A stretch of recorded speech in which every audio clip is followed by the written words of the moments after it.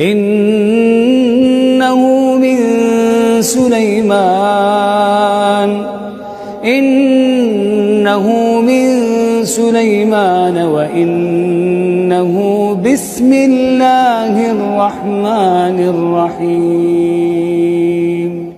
Orang yang pertama-tama menampakkan Islam di mata manusia 7 orang. Ini pertama kali. Pertama Islam muncul, yang menampakkan keislaman itu 7 orang. Kemudian Abdullah bin Mas'ud mengatakan pertama Rasul sendiri. Kemudian kata dia yang kedua Abu Bakar. Kemudian Ammar ibn Yasir. Kemudian ibunya siapa? Sumayyah. Kemudian selain ibunya bapaknya Yasir kan itu. Kemudian Suhaib, kemudian Bilal dan Mikdad. Ini sahabat-sahabat yang pertama kali menampakkan keislamannya. Rasulullah, Abu Bakar, keluarga Ammar bin Yasir termasuk Ammar, Yasir dan Sumayyah ibundanya. Kemudian Bilal bin Rabah, kemudian Suhaib Ar-Rumi, kemudian Miqdad ibn Aswad. Dan subhanallah, kalau Nabi SAW ada yang melindungi. Siapa yang melindungi? Paman-pamannya. Kalau Abu Bakar ada yang melindungi, siapa? Kabilahnya. Yang jadi masalah selain keduanya, maka mereka mendapatkan azab yang luar biasa dalam Islam. Bilal, antum sudah tahu kisahnya. Suhaib, antum sudah tahu kisahnya. Miqdad, mereka tidak lepas daripada ancaman orang-orang Quraisy. Ma'asyiral muslimin yang dimuliakan Allah Subhanahu wa taala. Kemudian Abu Bakar Siddiq radhiyallahu anhu setelah dia masuk ke dalam Islam, mulailah dia melancarkan dakwahnya. Subhanallah. Abu Bakar ini kan orangnya lembut. Beda dengan Umar ya. Sehingga ketertarikan orang untuk masuk ke dalam Islam itu mudah karena kelembutan Abu Bakar kepada manusia dalam berdakwah.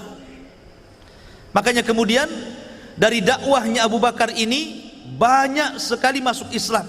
Satu yang masuk Islam di tangan Abu Bakar adalah Zubair bin Awwam, kemudian Utsman bin Affan, kemudian Talha bin Ubaidillah, kemudian Sa'd bin Abi Waqqas, kemudian Abdurrahman bin Auf. Dan ini masuk dalam 10 sahabat yang dijanjikan masuk surga, termasuk Utsman bin Mad'un ya, Utsman bin Mad'un, kemudian Abu Ubaidah ibnul Jarrah, kemudian Arqam bin Abi Arqam yang kemudian rumahnya dijadikan markas dakwah di Mekah. Jadi rumahnya itu dijadikan markas pembinaan Rasul terhadap para sahabatnya sehingga melahirkan generasi terbaik umat ini. Dari rumahnya Arqam bin Abi Arqam ini masuk Islam karena Abu Bakar. Kemudian juga Abi Salamah Ibn Abdul Asad, itu pun termasuk masuk Islam, termasuk keluarganya ya. Keluarga Abu Bakar itu seperti umpamanya anaknya Asma, Aisyah, Abdullah, kemudian istrinya Ruman, kemudian pembantunya Amir ibn Fahirah, itu semua masuk Islam di tangan Abu Bakar. Subhanallah, lihat bagaimana perjuangan Abu Bakar di awal-awal loh ya. Ini sudah mengislamkan banyak orang. Makanya wajar kalau seandainya keimanan seluruh manusia setelah Abu Bakar berada di timbangan keimanan Abu Bakar Siddiq radhiyallahu anhu. Karena berdakwah di awal-awal itu beda. Orang babat hutan dengan orang nanam pohon di hutan itu sangat beda. Masih berat babat hutan gitu kan. Kalau sudah hutannya gundul tinggal nanamin saja lah kan. Wafidin muliakan Allah Subhanahu wa taala. Kemudian juga itu diantara bagaimana perjuangan Abu Bakar Siddiq radhiyallahu an ketika berdakwah ilallah. Kemudian diantara bentuk kebaikan Abu Bakar adalah berusaha menolong kaum muslimin. Jasa-jasanya Abu Bakar itu menolong kaum muslimin yang lemah-lemah. Seperti diantaranya dia memerdekakan siapa? Bilal bin Rabah. Ketika itu Bilal disiksa oleh siapa? Oleh Umayyah bin Khalaf. Disiksa habis-habisan, hampir mati, ya kan? datang Abu Bakar membeli Bilal dengan harga yang tinggi melebihi harga budak-budak yang lainnya. Ya. Kemudian juga diantaranya dia memerdekakan namanya seorang budak namanya Amir ibn Fahirah. Kemudian Ummu Ubais atau Ummu Umais. Kemudian Zunairah. Zunairah ini seorang budak yang dimerdekakan Abu Bakar. Dulunya dia buta ya. Kemudian orang-orang Quraisy mengira bahwa apa namanya Zunairah ini buta karena tidak lagi menyembah Lata dan Uzza, atau dikarenakan Lata dan Uzza dia buta. Maka wanita ini kemudian mengatakan, Zunairah ini kadzabu, mereka dusta. Orang-orang Quraisy kafir yang mengatakan aku buta gara-gara Lata dan Uzza itu dusta, katanya Zunairah ini. Kemudian dia mengatakan, aku tidak dibutakan oleh Lata dan Uzza karena aku tahu bahwa keduanya tidak bermanfaat untuk kehidupanku. Setelah dia keluar dari agama musyrikun dan masuk ke agama Rasulullah, maka kemudian Allah pun sembuhkan kedua matanya untuk membantah orang-orang Quraisy yang mengatakan kebutaan Zunairah ini karena Lata dan Uzza. Akhirnya Allah sembuhkan matanya. Ya. Wafidin muliakan Allah subhanahu wa ta'ala. Ini diantara bentuk kebaikan Abu Bakar menolong kaum muslimin yang lemah-lemah. Kemudian ketika Nabi SAW mulai berdakwah di kota Mekah, kemudian juga perlawanan sengit luar biasa dengan orang-orang musyrik, akhirnya kemudian Nabi SAW diizinkan Allah untuk melakukan hijrah. Abu Bakar Siddiq radhiyallahu anhu satu-satunya sahabat yang dipilih Rasul untuk menjadi sahibnya, temannya. Karena memang Abu Bakar itu teman Rasul sebelum Islam, teman Rasul dalam berdagang, teman Rasul ketika masuk Islam, teman Rasul ketika hijrah, teman Rasul ketika jihad, teman Rasul ketika wafat. Keduanya dikubur samping-sampingan, dan dia pun akan menjadi teman Rasul fi firdausil a'la. Itulah Abu Bakar Siddiq radhiyallahu anhu. Jadi ketika keduanya kemudian hijrah menuju Madinah, peran keluarga Abu Bakar itu tidak bisa dilupakan dalam perang hijrah. Kenapa? Karena seluruh keluarganya berperan menyelamatkan Nabi sallallahu alaihi wasallam. Anaknya Asma berperan sebagai apa? Pembawa makanan. Ya, perempuan loh ya. Dia sudah dikasih tahu oleh bapaknya, nanti saya akan berhenti di titik-titik ini. Maka kamu kirimkan makanan ke titik-titik ini. Hari ini jam sekian, jam sekian. Perempuan Asma binti Abi Bakar. Kemudian peran Abdurrahman, dia menjadi jasus mata-mata Rasul sallallahu alaihi wasallam dan bapaknya. Jadi dia yang menginformasikan gejolak-gejolak yang terjadi di orang-orang Quraisy. Jadi kalau ada apa-apa dia langsung memberitahu. Dulu nggak ada WA, ikhwan. Oh, dulu WA senang kan? Ada masalah ini. Pakai Facebook, dijapri gitu kan. Dulu nggak bisa. Ya kalau ngasih informasi dicari kan begitu. Berjalan berhari-hari. Kemudian setelah berikan informasi balik lagi ke Mekah. Dan dia harus menyelamatkan diri, kalau bisa-bisa dia dibunuh orang. Ya. Kemudian juga budaknya Abu Bakar, Fahirah tadi, dia sebagai penggembala kambing. Jadi ikut kemana-mana bawa kambing, pura-pura apa? Pura-pura menggembala kambing. Jadi kalau ada gelagat nggak baik, dia akan berikan isyarat. Tuh, lihat. Di sini strategisnya Nabi SAW dengan Abu Bakar kan. Sebenarnya ikhwan, peristiwa hijrah itu bisa saja Rasul SAW diperjalankan seperti peristiwa Isra kan? Bisa kan? Kenapa Nabi SAW tidak seperti Isra saja naik buruk dari Mekah ke Madinah kan selesai? Kenapa mesti harus ada taktik-taktik perjalanan gitu kan? Harus ini yang berperan, itu yang berperan, ini yang berperan. Kenapa mesti seperti itu? Nabi diajarkan Allah Subhanahu wa taala untuk tawakal. Untuk mengajarkan sebenar-benarnya tawakal itu seperti apa. Ya, karena tawakal itu ada doa, ada usaha, ada penggantungan niat kepada Allah gitu kan. Jadi ada usaha di situ. Diajarkan bagaimana Nabi SAW tawakal yang betul-betul tawakal kepada Allah Subhanahu wa taala. Bisa saja Rasul dihijrahkan seperti Isra kan gitu. Kenapa mesti rumit-rumit harus berhari-hari dan menjadikan jalan yang biasa ditempuh berbeda dengan jalan yang lain? Jadi banyak pelajaran di sini dalam proses hijrah gitu kan. Dan subhanallah, hampir-hampir Nabi SAW dengan Abu Bakar itu ketahuan kalau bukan karena Allah Subhanahu wa taala melindungi keduanya, akhirnya Allah selamatkan Abu Bakar dan Rasul sampai ke kota Madinah.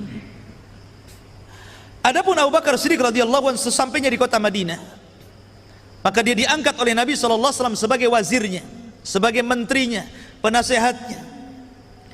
Dari sinilah Abu Bakar tidak pernah lepas bersama Rasul berjihad. Tidak ada satupun peperangan yang dilakukan Rasul kecuali Abu Bakar terlibat di situ. Dia tidak pernah luput daripada jihad, menunjukkan apa? Keberanian Abu Bakar, kehebatan dan kekuatan Abu Bakar. Dia terlibat dalam perang Badar. Kemudian dia juga terlibat dalam perang Uhud tahun ketiga Hijriah. Kemudian juga dia terlibat dalam perang Bani Nadir pada tahun 4 Hijriah. Kemudian juga terlibat dalam perang Bani Mustalik pada tahun 5 Hijriah. Kemudian juga dia terlibat dalam perang Bani Quraidah. Ketika Bani Quraidah, orang-orang Yahudi berkhianat, Rasul marah. Rasul mengatakan, idhabu, pergi kalian ila Bani Quraidah, serang Bani Quraidah, dan jangan sholat asar di jalan. Abu Bakar ikut terlibat di sini, ya. Dan perang Bani Quraidah juga pada tahun 5 Hijriah. Kemudian juga Abu Bakar terlibat dalam perang Khaybar pada tahun 7 Hijriah. Pada tahun 7 Hijriah, Abu Bakar Siddiq radhiyallahu an kemudian perang bersama Nabi dalam perang Khaybar. Kemudian juga pada waktu yang sama terjadi peperangan juga. Abu Bakar juga ikut serta bersama Nabi SAW. Kemudian di tahun ke-7 Hijriah, kaum muslimin berangkat bersama Rasul untuk umroh qadha bersama Abu Bakar juga di situ. Dan pada tahun ke-8 Hijriah terjadi perang Dzatus Salasil. Abu Bakar juga terlibat dalam perang ini. Kemudian dalam perang Tabuk, Abu Bakar juga terlibat dalam ini. Banyak peperangan, intinya Abu Bakar Siddiq radhiyallahu anhu terlibat dengan Nabi SAW. Sampai akhirnya ketika Nabi SAW mendekati ajalnya, wafatnya, Nabi sakit. Maka ketika Nabi SAW sakit, Rasul tidak sebagaimana biasa mengimami kaum muslimin. Akhirnya orang yang kemudian disuruh Rasul untuk menggantikan imam sholat jamaah, tidak Umar, tidak Utsman, tidak juga orang-orang yang disuruh Al-Quran mengambil dari mereka, seperti Salim Maula Abi Hudzaifah, ataupun Abdullah bin Mas'ud, ataupun Ubay bin Ka'ab yang dibacakan atau diperintahkan Allah untuk membaca Al-Bayyinah kepadanya. Rasul tidak memerintahkan mereka, tapi Rasul memerintahkan Abu Bakar. Kenapa? Di sini ada isyarat suksesi kepemimpinan Abu Bakar setelah Rasul SAW meninggal dunia. Makanya dia yang disuruh jadi imam. Makanya kemudian setelah Nabi SAW meninggal dunia, maka Abu Bakar Siddiq radhiyallahu an kemudian mencium kening Nabi SAW. Ketika itu tidak percaya wafatnya Rasul, termasuk Umar. Ada yang marah-marah, ada yang menangis terus di rumahnya, ada yang berteriak-teriak, ada yang mengancam orang. Siapa yang mengatakan Muhammad sudah mati, ku penggal lehernya. Seperti Umar bin Khattab radhiyallahu an, ngancam-ngancam orang bawa pedang. Ya kan? Maka Abu Bakar Siddiq radhiyallahu melihat hiruk-pikuk yang luar biasa, dia harus cepat-cepat meredakan orang ini. Akhirnya Abu Bakar naik ke atas mimbar dan meminta Umar diam, tapi Umar tak mau diam. Naik dia ke atas mimbar, kemudian dia berceramah di atas mimbar, menyadarkan seluruh para sahabat yang sedang berada dalam kesedihan. Kata Abu Bakar Siddiq radhiyallahu an, ayyuhan nas, wahai manusia, man kana minkum ya'budu Muhammadan, siapa di antara kalian masih menyembah Muhammad, fa innahu qad mat, dia sudah meninggal dunia. Wa man kana minkum ya'budullaha, tapi siapa di antara kalian yang menyembah Allah, fa innallaha hayyun la yamut, Allah tidak mati dan akan tetap hidup. Sadar semuanya. Kata Anas bin Malik, demi Allah, ketika Abu Bakar kemudian setelah ceramah membacakan ayat wa ma Muhammadun illa rasulun qad khalat min qablihi rusul afa immata aw qutilan qalabtum ala aqabikum wa man yanqalib ala akibaihi fala yadurrullaha syai'a wa sayazillahu syakirin. Kata Anas, demi Allah, seolah-olah ayat ini turun barusan, padahal ayat ini sudah turun sejak Rasul SAW masih hidup, mengingatkan bahwa tidak benar apa yang dilakukan para sahabat. Tidaklah Muhammad, kata Allah, melainkan sama seperti Rasul-Rasul yang lainnya. Apakah kalau dia mati atau dibunuh kalian akan murtad kembali? Sesungguhnya orang yang murtad tidak akan memadaratkan Allah sedikit pun, karena Allah hanya akan membalas orang-orang yang bersyukur akan nikmatnya saja. Ayat ini menyadarkan semua para sahabat. Lah ketika itu ikhwan, Rasul meninggal dunia, heboh. Karena apa? Sahabat Ansar memilih Sa'd bin Ubadah untuk menjadi pengganti Rasul. Orang Quraisy, orang-orang Muhajirin mencalonkan jagonya masing-masing. Ini jasad Rasul belum dikubur. Orang sudah heboh tentang khilafah. Kenapa? Karena menguburkan jasad Rasul tidak lebih penting daripada urusan khilafah. Alasannya apa? Kalau seandainya jasad Rasul dikubur sementara para sahabat sedang berselisih, maka ini tidak baik untuk jasad Nabi. Sehingga mereka harus menyatukan suara kaum muslimin dulu di satu suara, di satu imam, baru kemudian mereka menguburkan jasad Rasul. Makanya Rasul meninggal di hari Senin, baru dikuburkan di hari Rabu. 3 hari jasad Rasul. Ya. Setelah kemudian Abu Bakar disepakati, karena imamah itu harus dari Quraisy, maka Umar yang pertama kali membaiat Abu Bakar, kemudian disusul dengan yang lainnya. Walaupun ada 2 sahabat yang kemudian tidak hadir ketika itu, tapi belakangan berbaiat juga, Zubair bin Awam dan Ali radhiyallahu an. Tapi belakangan keduanya berbaiat kepada Abu Bakar Siddiq radhiyallahu an dan menjadikan dia khalifah pertama setelah Rasul. Lah ketika itulah baru ketika khilafah jatuh kepada Abu Bakar, maka jasad Rasul barulah dikuburkan. Itu pun terjadi khilaf. Dikuburkan di mana? Dibaki bersama para sahabatnya atau di tempat khusus? Tapi Abu Bakar sekali lagi mendamaikan seluruh manusia, menyejukkan dan mengatakan, aku pernah mendengar Rasul bersabda bahwa setiap nabi dikubur di mana dia tempat meninggal. Dan meninggalnya di kamar Aisyah, ya sudah di situ dikuburnya. Sampai hari ini kuburannya Nabi SAW tetap berada di kamar Aisyah radhiyallahu anha. Wafirin muliakan Allah subhanahu wa ta'ala. Ada hal yang menarik dari terpilihnya Abu Bakar Siddiq radhiyallahu an menjadi khilafah. Salah satu ceramahnya adalah Abu Bakar Siddiq mengatakan, ayyuhan nas fa inni qad wullitu alaikum wa lastu bi khiyarikum. Wahai manusia, aku sudah dipilih menjadi pemimpin kalian, sementara saya bukan orang yang terbaik di antara kalian. Nih, pemimpin namanya seperti ini. Ini enggak zaman sekarang ya. Dia keluarkan program-programnya seolah-olah dia paling hebat sendiri gitu kan. Bahkan kalau ada debat capres itu saling menjatuhkan nih. Tapi lihat di sini, Abu Bakar mengatakan, aku sudah dipilih kalian, tapi aku bukan orang terbaik di antara kalian. Fa in ahsantu fa'inuni, kalau aku berbuat baik ataupun aku memutuskan sebuah kebaikan untuk rakyatku, tolong aku supaya lebih baik lagi. Ya.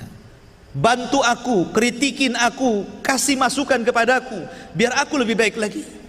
Wa in asatu faqawimuni, tapi kalau aku melakukan kesalahan, keputusan yang salah, tolong luruskan. Ini pemimpinnya siap diluruskan dan siap diberikan masukan. As-sidqu amanatun wal kadhibu khiyanatun, jujur itu amanah, dusta itu khianat. Wad-dha'ifu fikum qawiyyun indi hatta arji alaihi haqqahu insyaallah. Dan orang lemah di antara kalian adalah orang yang kuat di sisiku sampai aku kembalikan haknya. Kemudian wal qawiyyu fikum dhaifun indi, dan orang kuat di antara kalian lemah di sisiku hatta akhud al haqqa minhu insyaallah, sampai aku ambil hak zakatnya dari dia. Jangan main-main ya. Orang lemah di antara kalian kuanggap orang kuat, aku akan berikan haknya. Orang kuat di antara kalian kuanggap orang lemah, ku ambil harta kalian sebagai zakat dan sedekah kalian. Ini Abu Bakar nih. Harusnya seperti itu. Ini enggaknya penguasa itu ambil orang-orang yang mendukung dia dari orang-orang kaya, orang kuat, untuk menghantam orang lemah, kan begitu. Bukan begitu gitu ya. Inilah kepemimpinan Abu Bakar. Kemudian Abu Bakar Siddiq radhiyallahu anhu mengatakan, la yada'u qaumun al-jihada fi sabilillah illa khadalahumullah bidzulli. Tidaklah sebuah kaum meninggalkan jihad di jalan Allah kecuali Allah hinakan dia. Wala tasi'al fahishatu fi qaumin illa ammahumullahu bil bala. Dan tidaklah sebuah fahisyah, kemungkaran menyebar di sebuah daerah kecuali mereka halalkan azab Allah menimpa mereka. Atiuni ma ata'tullaha wa rasulah. Tolong taati aku selama aku taat kepada Allah dan Rasulnya. Fa in asaitullaha wa rasulah fala ta'ata li alaikum. Kalau aku bermaksiat kepada Allah dan Rasulnya, tidak ada untukku ketaatan untuk kalian. Faqumu li salatikum yarhamukallah, yarhamukumullah. Maka berdirilah, kita akan sholat sama-sama, kata Abu Bakar. Dari sini ikhwah, bagaimana kalau kita resapi kata-kata nasihat Abu Bakar luar biasa, dan ini bekal bagi para pemimpin. Taib. Apa sepak terjang Abu Bakar setelah meninggalnya Rasul dan diangkatnya menjadi khalifah? Abu Bakar ini diuji oleh Allah Subhanahu wa taala melebihi khalifah yang lainnya. Karena baru saja Nabi meninggal, kemudian Abu Bakar diangkat jadi khalifah, terjadi pemurtatan besar-besaran. Ya. Ada orang yang tidak mau bayar zakat, ada orang yang ikut nabi palsu, ada orang yang murtad dari agamanya. Masya Allah, diuji Abu Bakar Siddiq radhiyallahu anhu. Sementara Abu Bakar itu harus punya pasukan, yang pasukan ini disiapkan untuk menumpas mereka. Sementara pasukan itu sudah disiapkan Rasul di masa Rasul sebelum wafat, di mana Nabi SAW pernah memilih seorang panglima perang yang masih muda namanya Usamah bin Zaid untuk menyerbu Syam, tapi belum diberangkatkan, Rasul meninggal. Ketika Abu Bakar jadi khalifah, tentu Abu Bakar perlu pasukan untuk memerangi orang-orang ini kan. Tapi pasukan ini sudah disiapkan Rasul untuk ke Syam. Akhirnya Abu Bakar tidak mau mengambil satupun pasukan ini. Kata Abu Bakar, saya tidak akan mengambil satupun pasukan yang sudah disiapkan Rasul kecuali aku suruh berangkat mereka. Akhirnya Abu Bakar memerangi sendiri, karena pasukan hebat-hebatnya berangkat ke Syam dipimpin Usamah bin Zaid, sementara dia menggunakan pasukan yang tersisa, yang tidak termasuk dalam pasukan Usamah bin Zaid, digunakan untuk memerangi orang-orang yang kuat ini. Makanya ini ujian bagi Abu Bakar Siddiq radhiyallahu anhu. Di antaranya adalah Abu Bakar Siddiq radhiyallahu anhu melakukan hurubur riddah, memerangi orang murtad. Memerangi orang murtad, dan orang murtad di zaman itu terbagi menjadi tiga kelompok di zaman Abu Bakar ya. Pertama, simfun adu ila ibadatil ausan. Ada sekelompok orang yang tadinya masuk Islam balik lagi menyembah berhala. Ini di zaman Abu Bakar nih. Dulunya Islam, bersyahadat, tapi setelah Rasul meninggal balik lagi menyembah berhala. Bukan. Yang kedua, simfun tabi'u alladina idda'un nubuwata. Ada satu kelompok yang tadinya masuk Islam keluar, kemudian mengikuti nabi palsu, seperti Musailamah al-Kadzab, kemudian Al-Aswad al-Ansi dan yang lainnya. Kemudian satu kelompok yang ketiga, simfun ya, istamarru alal Islam walakinnahum jahaduz zakata wa ta'awwalu bi annaha khasatan bi zamanin Nabi sallallahu alaihi wasallam. Satu kelompok tetap dalam Islam, tapi mereka mengingkari syariat zakat. Mereka mentakwil bahwa zakat itu khusus di zaman Rasul. Kalau sudah tidak lagi Rasul, tidak ada zakat lagi. Maka kemudian Abu Bakar memerangi tiga kelompok ini. Kelompok yang murtad kembali kepada patung-patung mereka, kelompok yang murtad kembali mengikuti nabi-nabi palsu mereka, dan kelompok yang murtad adalah orang yang mengingkari kewajiban zakat. Ini berat Abu Bakar nih. Ya kan? Dari itulah kemudian Abu Bakar Siddiq radhiyallahu satu persatu memerangi mereka. Pertama, Nabi SAW mengutus tentara untuk memerangi orang-orang murtad. Di antaranya Abu Bakar Siddiq radhiyallahu mengutus Khalid bin Walid, yang dikepalai Khalid bin Walid, ya, kepada Yamamah, memerangi siapa? Musailamah al-Kadzdzab. Jadi Abu Bakar memilih Khalid untuk menjadi panglima perang untuk menumpas pasukan Musailamah al-Kadzdzab di Yamamah, di Yaman. Akhirnya Musailamah al-Kadzdzab meninggal dalam peperangan di Yamamah di tangan siapa? Wahsy, budaknya Hindul. Karena Wahsy ini pernah membunuh orang yang paling dicintai Rasul, Hamzah. Akhirnya dia ingin membalas dengan balasan yang baik dengan membunuh orang yang dibenci Nabi, Musailamah al-Kadzdzab. Wahsy ini ya, satu sisi dia pernah membunuh orang yang dicintai Rasul, di sisi lain dia pernah membunuh orang yang paling dibenci Rasul. Jadi kosong-kosong. Wahsy, dan itu dalam pasukan siapa? Pasukan Khalid memerangi Yamamah yang diutus oleh Abu Bakar Siddiq radhiyallahu an. Kemudian juga Abu Bakar Siddiq radhiyallahu an mengutus pasukan lain untuk memerangi nabi-nabi palsu seperti Al-Aswad Al-Ansi yang mengaku nabi juga. Al-Aswad Al-Ansi mengaku nabi, maka Nabi SAW mengutus Abu Bakar Siddiq radhiyallahu an mengutus manusia ke Son'ah. Ketika itu berhasil ditaklukkan dan dibunuh Al-Aswad Al-Ansi oleh pasukan Abu Bakar Siddiq radhiyallahu an. Kemudian juga Abu Bakar Siddiq mengutus juga pasukan ke nabi palsu lain. Jadi ada Al-Aswad Al-Ansi, ada Musailamah al-Kadzdzab, ada Tulaihah Al-Asadi, itu nabi palsu juga, Ibn Khuwailid. Ya. Jadi banyak nabi palsu di zaman Abu Bakar ya, dan mereka masing-masing punya kabilah, punya pasukan masalahnya kan. Jadi Abu Bakar itu mengutus beberapa utusan, kau perangi sana, yang satu nabi palsu yang di sana, kau perangi yang di sana, kau perangi yang di sana. Akhirnya ditumpas satu-satu, masya Allah. Abu Bakar dalam waktu yang singkat bisa memberantas nabi palsu. Abu Bakar itu kan gak lama menjadi khalifah, 2 tahunan. Ya. Dalam waktu yang sesingkat-singkatnya itu dia gak pernah merasa aman, perang aja itu.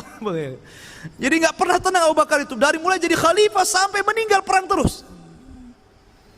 Makanya wajar kalau seandainya kemudian dikatakan Islam ini ditolong oleh 2 manusia. Pertama Abu Bakar Siddiq pada zaman ketika banyak orang murtad, yang kedua oleh Ahmad bin Hanbal ketika orang diuji tentang Al-Quran apakah makhluk atau bukan makhluk. Ya. Ini bagaimana perjuangan Abu Bakar Siddiq radhiyallahu an, luar biasa. Bahkan di sana juga Abu Bakar mengutus utusan untuk memerangi nabi palsu, nabi perempuan. Ada juga nabi perempuan di zaman itu, namanya Sajah. Dia menikah dengan Musailamah, nabi palsu perempuan menikah dengan nabi palsu laki-laki. Sajah ini.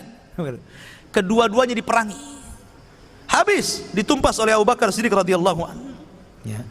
Baru setelah itu Abu Bakar Siddiq radhiyallahu menumpas para penentang zakat.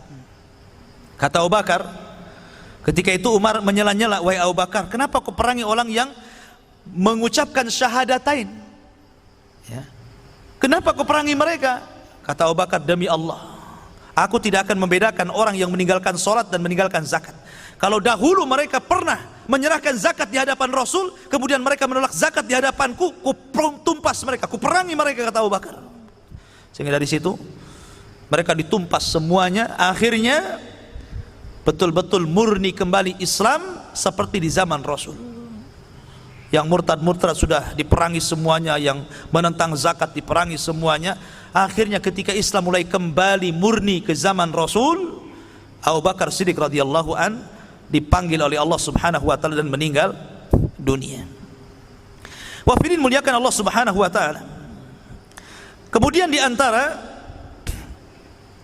kekuasaan Abu Bakar Siddiq radhiyallahu an, Abu Bakar Siddiq radhiyallahu an di zamannya Fathul Iraq pernah membebaskan kota Irak.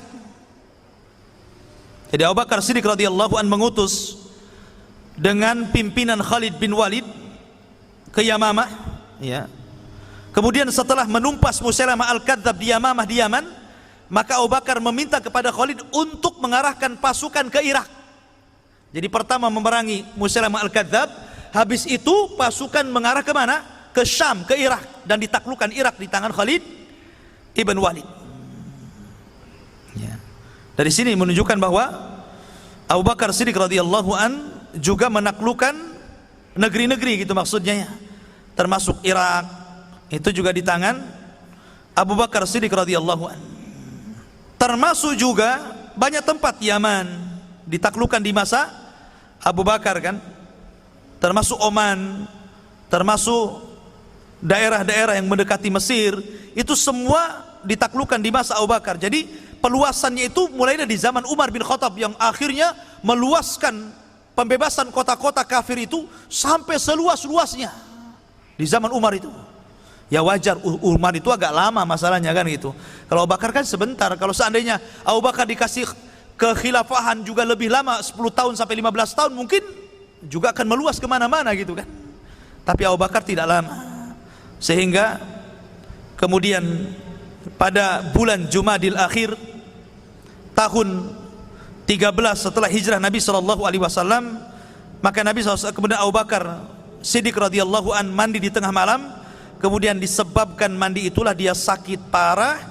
Kemudian Allah Subhanahu wa taala izinkan dia untuk berpulang ke rahmatullah. Rahimallahu Abu Bakrin As-Siddiq radhiyallahu an.